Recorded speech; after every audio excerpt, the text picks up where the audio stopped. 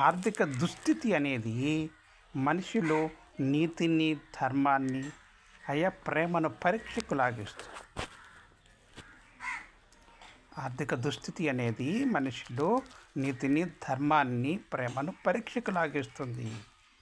ఒక్కొక్కసారి ఆ మనిషి దాన్ని తట్టుకోలేక నీతి లేని మనిషి అయిపోతాడు.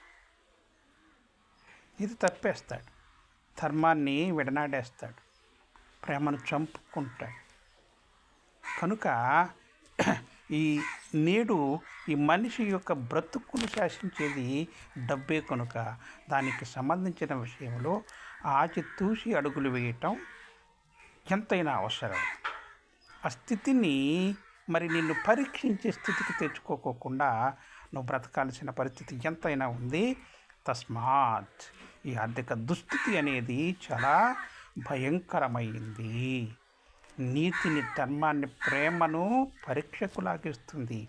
ఈ మూడు లేకుండా చేస్తే మనిషి బ్రతుక్కి అర్థం లేకుండా పోతుంది.